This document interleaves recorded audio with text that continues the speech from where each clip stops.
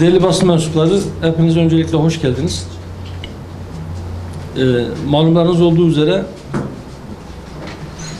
1 Kasım 2015 tarihinde 7 Haziran seçimleri tekrar edilecek.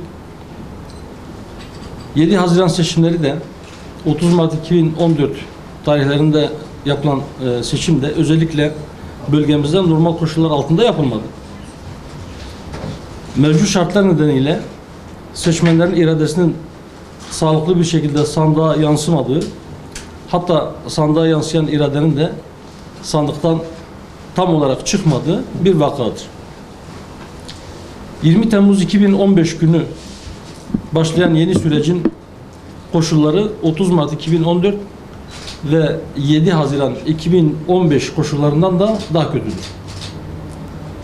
Çatışmaların ve akan kanın bir an önce durmasını ve ülkenin normal koşullara dönmesini umuyor ve diliyoruz. Fakat bu konuda maalesef çok da iyimser değiliz. Bu şartlarda halkın iradesinin sandığa sağlıklı bir şekilde yansımayacağını düşünüyoruz. Özellikle Kürt seçmenler kayıtlı oldukları, yani seçmen kütüğüne kayıtlı oldukları yerlerde acaba almaya devam edebilecekler mi? Slopi, Lice, Hazro, Kulp, Varto, Yüksekova ve benzeri yerlerde, özellikle de Cizre'de 8 günlük sokağa çıkma yasağından sonra fırsatını bulanlar, imkanı olanlar akın akın göç ediyorlar. Batıda oturanlar ise doğuya doğru göç ettirilmek isteniyor. Şemdinli gibi yerlerde de insanlar güneye, yani Irak Kürdistan bölgesine, akrabaların yanına göç ediyorlar.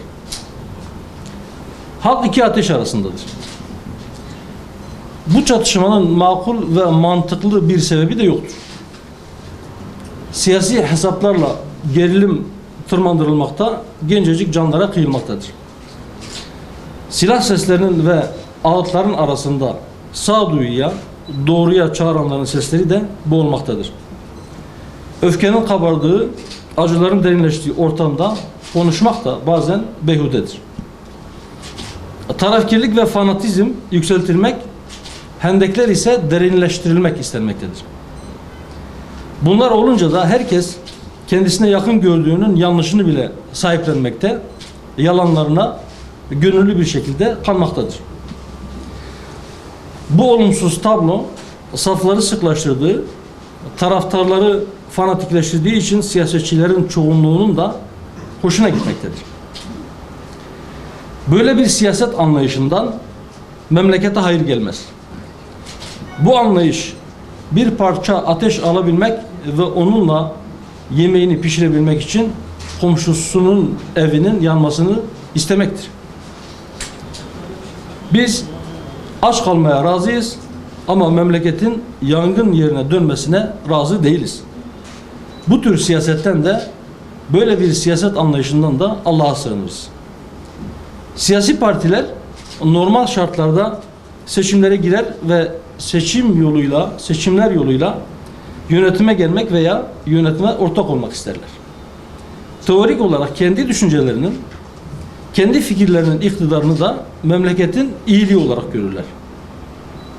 Ancak iktidara gelmek veya iktidara ortak olmak için memleketi yangın yerine çevirmekte beis görmeyenler halka hizmet edemezler. Kendi şahsi veya partisel çıkarlarını memleketin ve milletin çıkarlarının üstünde görenler halkı ve halkın maslahatını düşünemezler. Bizler Hüdapar olarak halkımızın nisbi huzurunun ve kısmi kazanımlarının uluslararası güç odaklarının menfaatlerine kurban edildiği, seçmen iradesinin sağlıklı bir şekilde sandığa yansımayacağı bir ortamda niteliğin düştüğü, partilerin nicelik olarak yükselmek için katıldığı bir yarışa girmenin çok anlamlı olmadığını düşünüyoruz. Bu nedenle YSK kararı nedeniyle parti olarak zaten katılamayacağımız 1 Kasım seçimlerine bağımsız adaylarla veya seçim ittifakı suretiyle başka partilerin listelerinde yer almak suretiyle de katılmama kararı almış bulunmaktayız. Siyaset seçimlerden ibaret değildir. Seçim atmosferinde sesinizi duyurmakta da bazen zorlanırsınız. Seçime girmeyen bir parti olarak biz doğruları anlatmaya devam edeceğiz. Bunu oy toplamak için değil, halkımızın maslahatı ve halkımıza karşı sorumluluğumuzun bir gereği olarak yapacağız. Ta ki halkımız sözümüzü oy kaygısıyla söylenmiş şeyler olarak algılamasın ve sesimizi daha iyi duysun. Hayır arkadaşlar, bu bir boykot kararı değil.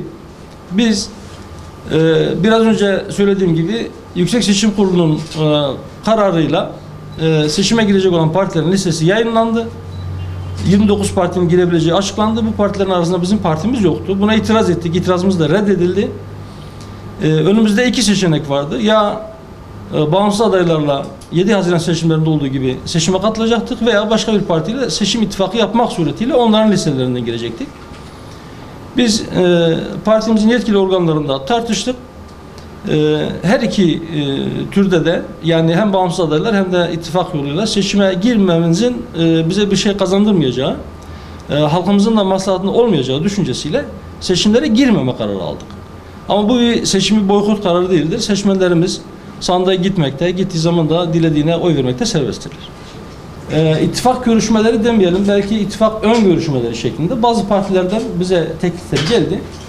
Biz bunları değerlendirdik. İttifak görüşmesine evrilmeye değecek nitelikte teklifler olmadığı için biz o defterleri kapattık.